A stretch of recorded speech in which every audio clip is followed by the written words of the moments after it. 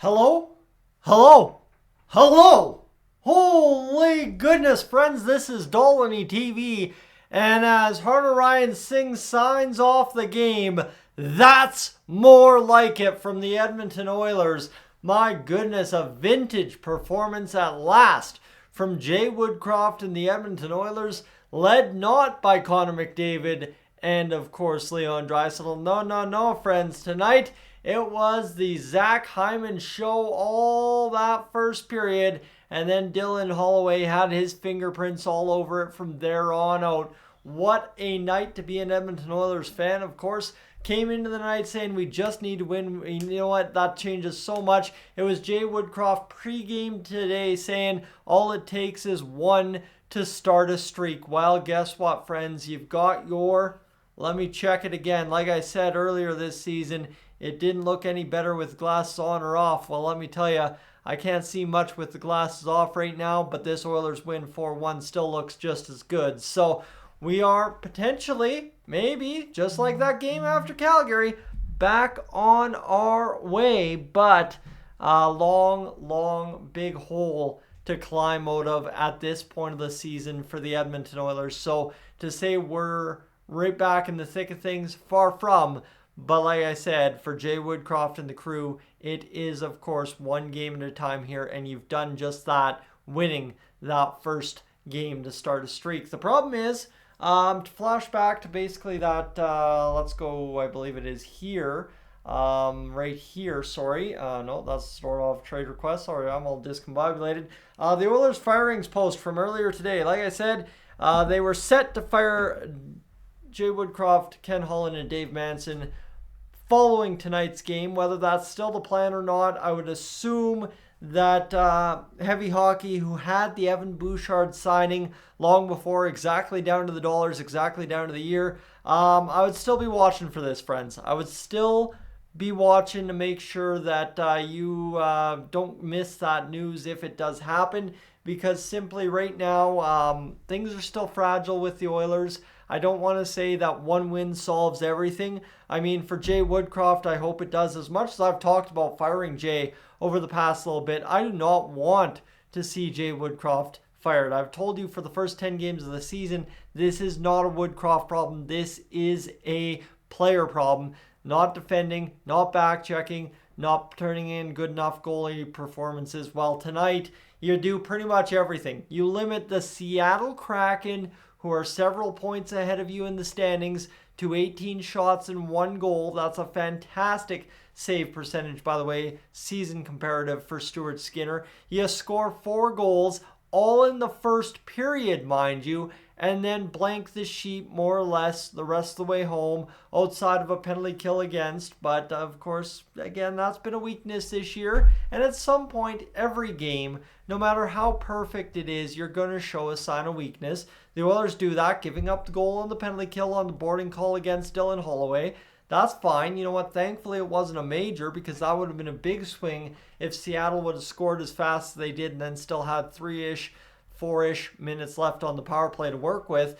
Thankfully, right, I really don't know what to say, because all season long, those kind of calls have gone against us, right? Any other game this year, it seems like that boarding call against would have been held up as a 5-minute major. The Oilers would have collapsed, and you would be talking right now with me about another embarrassing loss. However, tonight, like I'm saying, hello, that's more like it out of the Edmonton Oilers. Like I said, off the top, a vintage performance for them, and something that you really like to see, especially when I think all of us know that the coach's job was on the line, the GM's job is on the line.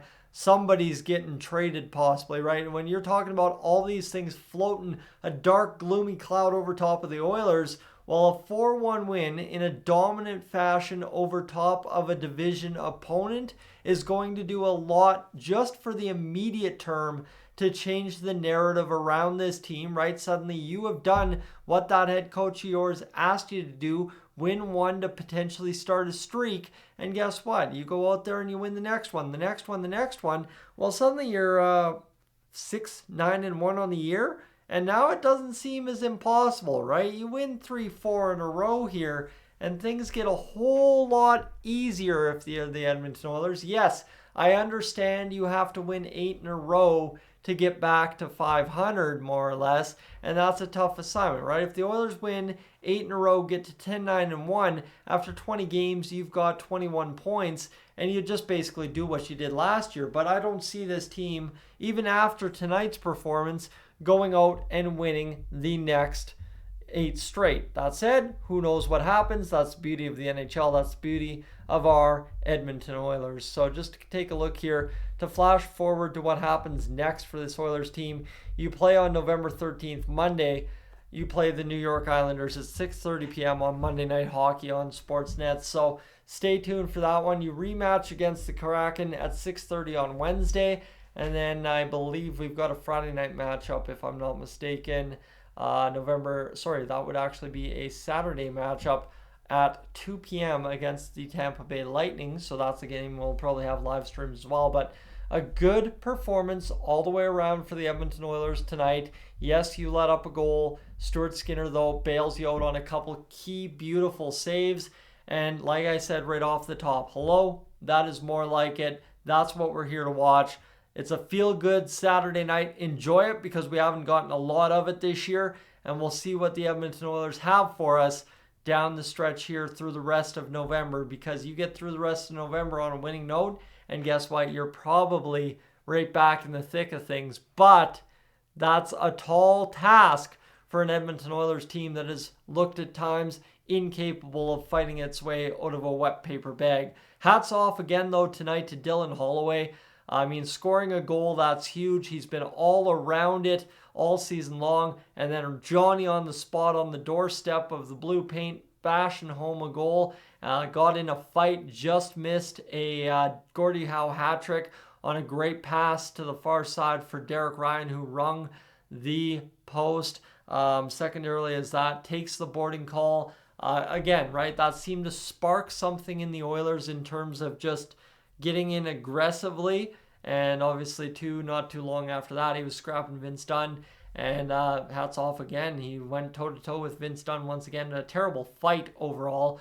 But that's his second career one, so we can't blame him too much. And fact check, that's against Vince Dunn for the second time in his NHL career. That one seems pretty wild as well for Dylan Holloway. But hey, good on him. Good on the kid. And obviously very huge to see him score a goal to finally kickstart his goal-scoring department for this year. So the depth forward shows up. And the other nice part here, too, is Calgary had snapped their 6-game losing streak against the Kraken last Saturday. We come in, we snap our 4-gamer here, and hopefully it's a sign of things to come here for the Edmonton Oilers in the next few weeks. Friends, I'm Tyson. This is Dolynny TV. Thanks for tuning in. It's so much easier to do this job when you have to sit here and say good things. Let me tell you, being angry at the end of an Oilers game, you know as well as I do, it's not a good feeling. So it's a great night to be an Oilers fan. Let's just hope it continues. And like I said, you know what? This is a positive sign. You did what the coach asked, and that's more like it for the Edmonton Oilers. We'll see if this holds up. But again, keep your eye on this right here, friends, because I don't know if Jay Woodcroft, Dave Manson, and Ken Holland with a 4-1 performance against the Seattle Kraken did enough to save their jobs. But again, we'll find out here in the next little bit. I'm Tyson, this is Dolynny TV. Thanks so much for tuning in. I am up on out of here.